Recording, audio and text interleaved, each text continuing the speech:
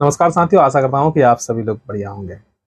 आज का वीडियो बहुत ही ज़्यादा इम्पोर्टेंट है। आप सभी के लिए बहुत सारे महत्वपूर्ण जानकारी लेकर के आया हूं। आप सभी से रिक्वेस्ट रहेगा कि एक-एक बात को ध्यान से सुनेंगे, वीडियो को लास्ट तक जरूर देखेंगे, उसके बाद ही किसी प्रकार का प्रतिक्रिया देंगे। कल 18 जून है और 18 जून को हमारे वेतनमान केस की लेकर के सुनवाई है।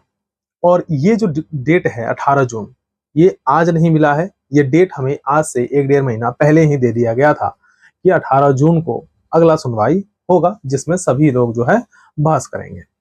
तो उसको लेकर के हमारे तरफ से जो सुप्रीम कोर्ट के लॉयर्स की टीम है वो सभी पटना पहुंच चुके हैं। अभी सभी लोग पटना में अवेलेबल हैं, आ चुके हैं। सभी लोग कल कोर्ट जाने के लिए तैयार हैं।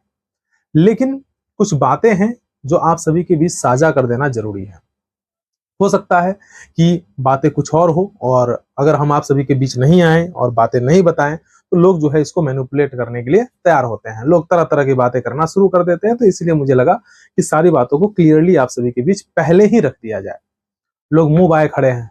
हमारा जो संघ है ये सबसे पहले रजिस्टर्ड हुआ, और ये लेकिन उसके बावजूद भी लोग आज आज जो नया नया आए हैं वो भी कह रहे हैं कि उनका सबसे पहले रजिस्टर्ड है।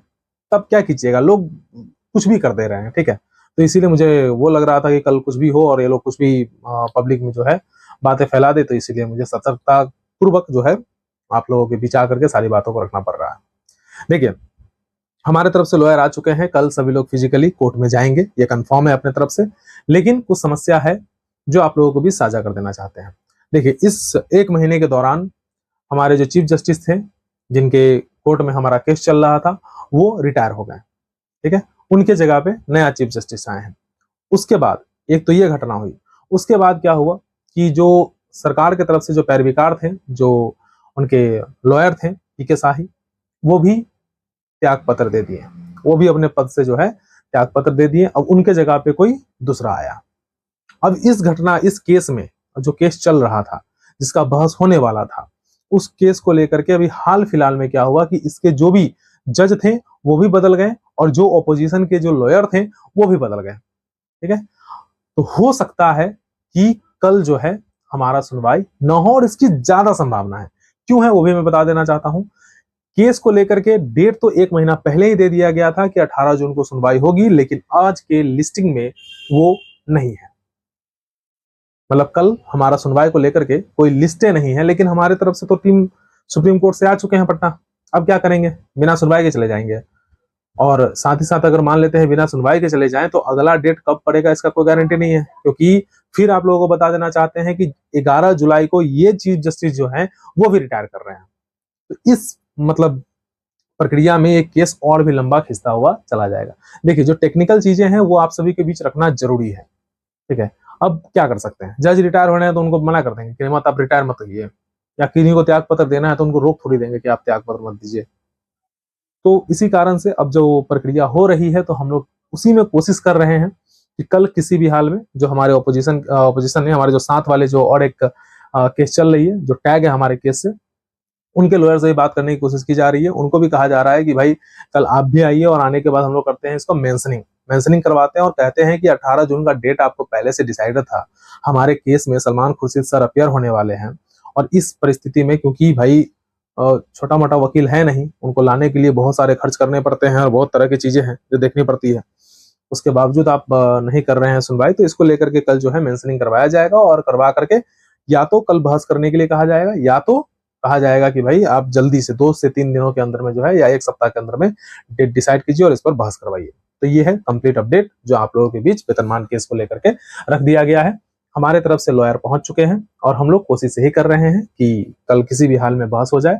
लेकिन केस जो है वो लिस्टिंग नहीं हुआ है, लेकिन हम लोग मेंशनिंग करवा करके कोशिश करेंगे कि चीजों को क्लियर कर लिया जाए। ठीक है, जो भी होगा आप लोगों को कल इसको लेकर के अपडेट दे दिया जाएगा। कृपया करके भ्रम में ना रहे, और इस वेतनमान केस को लेकर के 100% अगर ऑथेंटिक इंफॉर्मेशन चाहिए तो इस चैनल को आप लोग सब्सक्राइब कर लीजिए। ठीक है, या अनीस भाई का चैनल है, उनको भी सब्सक्राइब कर लीजिए।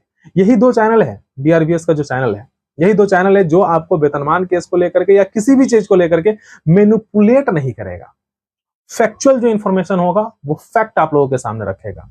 ये तो बाकी तो बहुत सारे ऐसे हैं जो नेतागिरी करने के लिए तैयार है। जब हम कह रहे हैं कि हम भी शिक्षकों के हित के लिए काम कर रहे हैं, आप भी शिक्षकों के हित के लिए अपने आप हितैषी बताते हैं, तो जब हम दोनों ही हितैषी है तो आप फिर क्यों ये उटपटासा अलग सा मतलब बयानबाजी करना, कुछ भी आकर के अपना दावा ठोक देना उचित नहीं लगता और दूसरे को नीचे दिखाने की कोशिश करना। देखिए, हम लोगों ने कभी भी ये नहीं बोला कि आप हमारे से वो है, ठीक है, छोड़िए सब बात।